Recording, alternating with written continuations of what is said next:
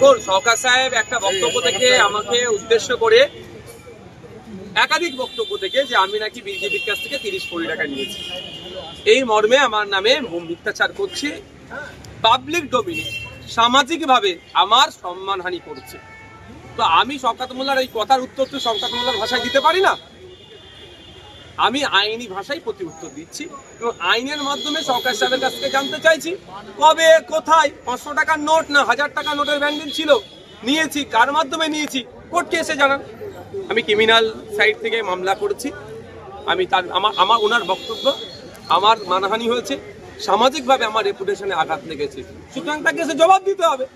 আইন বিচার ব্যবস্থার ঊর্ধ্বে কেউ নয়, যা তা বলে বেরিয়ে যাবে, আমরা চুপ করে থাকবো নাকি? মিথ্যা মামলা আমার নামে 19টা মতো দিয়েছে, সেটা মাথায় নিয়ে লড়াই করছি। যখন আমাকে মিথ্যা মামলা অফার দিয়ে যখন আমাকে আটকাতে পারছে না, সামাজিকভাবে আমার রেপুটেশন খারাপ করতে চাইছে। যারা সামাজিকভাবে আমার রেপুটেশন খারাপ করছে তাদের বিরুদ্ধে তাদের ভাষায় আমি তাদেরকে ওই বলে না যে কাদা ছুড়াছুড়ি, এটা আমার দ্বারাই সম্ভব নয়। আমি স্বচ্ছ আছি, আমার কনফিডেন্স আছে, সেই জন্য আমি আইনের দ্বারস্থ হয়েছি। আমি আইনের মাধ্যমে জবাব চাইছি, কম থাকলে আইনের মাধ্যমে জবাব দেবে।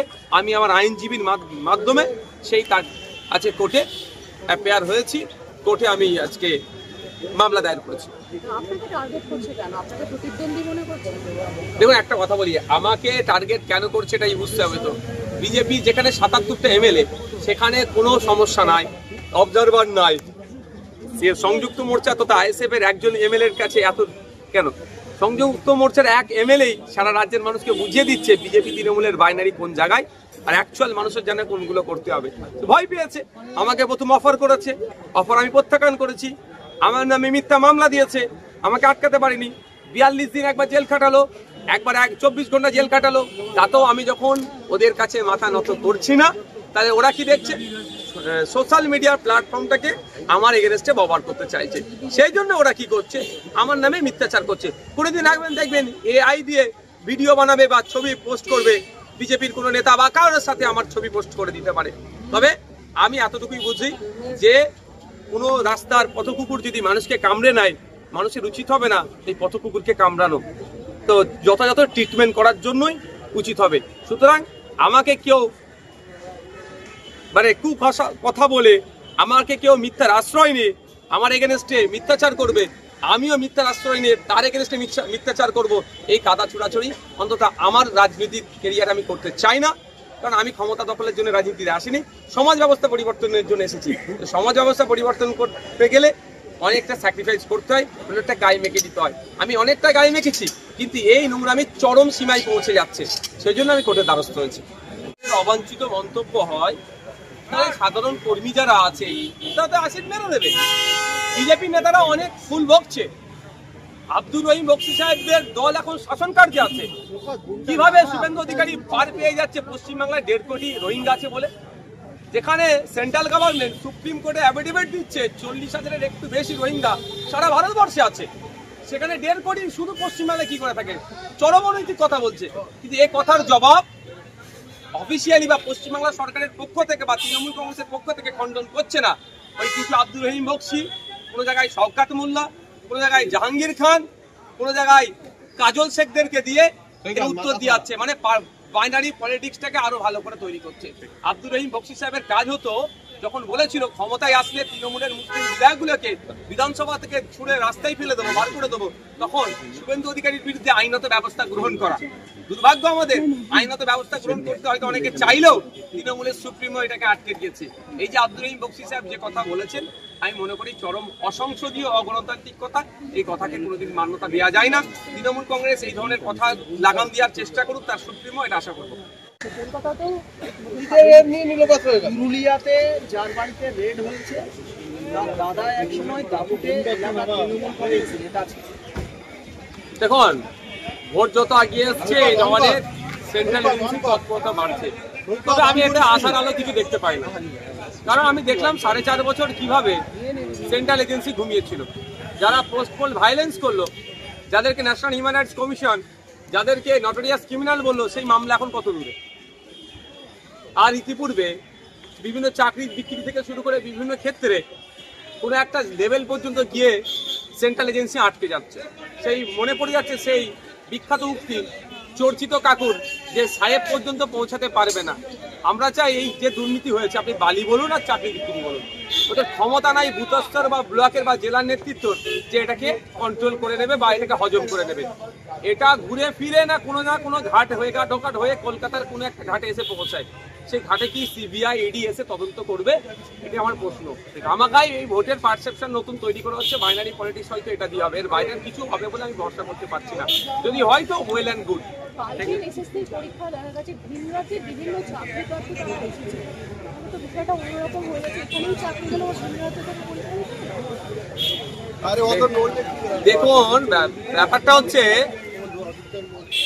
এমনি আমাদের রাজ্যে কাজ নাই, কাজ অল্প থাকলেও তার মূল্যায়ন হয় না, ফলে আমাদের পরিযায়ী শ্রমিকের সংখ্যা বেড়ে যাচ্ছে। সরকারি ক্ষেত্রে যখন বিভিন্ন রাজ্য থেকে আসছে, যেহেতু এখানে বাঙালিদের জন্য বাংলার মানুষের জন্য রিজার্ভ নাই, ফলে সেখানে একটা বিতর্ক থাকছে। এই জায়গায় দাঁড়িয়ে তো আমি বলতেই পারি যে 80% সিট কি 90% সিট একদম পশ্চিমবাংলার নাগরিকের জন্য রিজার্ভ করতে হবে। অন্যান্য রাজ্যের মানুষরা আসে পরীক্ষা দেবে, সেটা এখনই আমি বিরোধিতা করতে পারবো না, কারণ সেই প্রভিশন আমাদের নাই। কিন্তু সংরক্ষণ হওয়া দরকার পশ্চিমবাংলার নাগরিকের জন্য।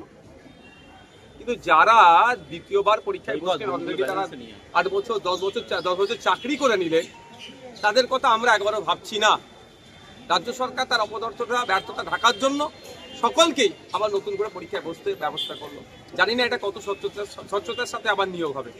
আরেকটা হচ্ছে যে ফুলপুরা শরীফে একটা ফাটল দেখা গেছে আব্বাস সিদ্দিকের পরে কাসেম বলছেন যে কি করছেন নওশাদ সিদ্দিকী, আমি মমতা অভিষেকের দলে। দেখুন, ওটা আমার ভাইজান, আবার উনি আবার উল্টো দিকে তিনি তৃণমূল কংগ্রেসের সাধারণ সম্পাদক, তিনি রাজনৈতিক স্ট্যান্ডটা থাকবে। রাজনীতি করছে বলে মানে ফাটল ধরে গেছে আলাদা আলাদা আমাদের বাড়িতে যদি রাজনীতি করে ফাটল ধরে গেছে এটা বলা ভুল হবে। ফুলপুরা শরীফের জায়গায় আছে, ফুলপুরা শরীফের পীর সাহেব পীরজাদা মিলিয়ে প্রায় 70-এর অধিক আছে। আমরা যদি 3-4 জন রাজনীতি করি তার জন্য ফুলপুরা শরীফ ফাটল ধরে যাবে, এটা যারা বলছে এটা আমার মনে হয় সঠিক তারা বলছে না। হরিদেবপুরে গত পরশুদিন আবার একটা গণধর্ষণের ঘটনা ঘটেছে। অন্যতম একজন অভিযুক্ত দুজনের মধ্যে, সে হচ্ছে রাজ্য সরকারি কর্মী, শুধু নয় শাসক দলের যে রাজ্য সরকারি কর্মীদের ইউনিয়ন আছে তার নেতা। এগুলো তো এরাই করবে, যেখানে অন্যায় অনৈতিক দুর্নীতি যেখানেই হচ্ছে দেখুন সেখানে শাসক দলের যোগ আছেই আছে। আর যেখানে তৃণমূলের উপস্থিতি আছে সেখানে দেখবেন অন্যায় দুর্নীতি হিংসা হবে। তো এখন খোঁজ নিয়ে দেখো শাসক দল তাকে নিয়ে কি বলছে, হয়তো তখন বলে দেবে ও আমাদের দলের কেউ নয়, ওকে আমরা চিনি না বলে এড়িয়ে যাওয়ার চেষ্টা করবে। কিন্তু অন্যায় যেটা হচ্ছে, যারা অন্যায় করেছে শাস্তি পাক, এ কথা জোর গলায় তারা বলতে পারে না।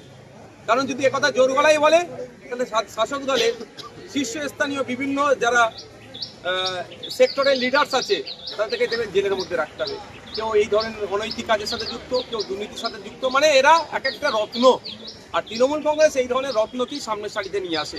যারা স্বচ্ছ ভাবমূর্তি শিক্ষিত মানুষজন, তৃণমূল কংগ্রেস তাদেরকে সহজে জায়গা দেয় না। ঠিক আছে, উত্তরবঙ্গে এই নিয়ে চলতে বছরে 3 নম্বর বার মুখ্যমন্ত্রী যাচ্ছে, এটা কি বিজেপির শক্ত ঘাঁটি নাকি কোন ভয়ে বারবার যেতে হচ্ছে মুখ্যমন্ত্রীকে? দেখুন, মুখ্যমন্ত্রী রাজ্যের কোথায় কোথায় যাবে আমরা তো ঠিক করতে পারি না, তিনি যেখানে ইচ্ছা যেতে পারেন।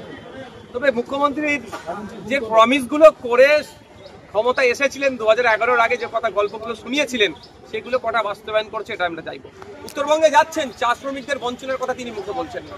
একটা চা শ্রমিক মাত্র 250 টাকা প্রত্যেক দিন তার মজুরি পায়। স্কিল লেবার, চা শ্রমিকরা স্কিল লেবারের মধ্যে পড়ে। 450 টাকা পশ্চিমবাংলায় যাও, আমি মনে করি এটা কম, অনেক কম। মিনিমাম ওয়েজেস হচ্ছে স্কিল লেবারদের জন্য 450 টাকা। আর সেখানে মুখ্যমন্ত্রী বারবার আবার উত্তরবঙ্গে গেলে, উত্তরবঙ্গ আমরা এক কথা যেটা জানি, চা শ্রমিক হিসাবে, চা বাগান হিসাবে তাদের শ্রমের মূল্যায়ন হয় না। প্রায় 2016 থেকে 2024 প্রায় 15 থেকে 16 বার ত্রিপাক্ষিক মিটিং হয়েছে, কিন্তু চা শ্রমিকদের মিনিমাম ওয়েজেসটুকু এরা ঠিক করতে পারেনি। শুধু ওখানে গিয়ে গল্প শোনালে হবে না। চা শ্রমিকদের জন্য যে আবাসের ব্যবস্থা করা হয়েছে, ঠিক জানুন বাইরে থাকার টোঙের মতো হয়েছে। এইগুলো নিয়ে কেউ চর্চা হয় না, শুধুমাত্র তাদের কাছে যায়, তাদের সাথে একটু কথাবার্তা বলে আবার চলে আসে। এটা হয়তো পারসেপশন চেঞ্জ করার চেষ্টা করলেও এটা হবে না। আর চা শ্রমিকরাও না বিজেপি না তৃণমূল, এই 2026-এর ইলেকশন আসছে, এই দুটো শক্তিকে পরাস্ত করবে।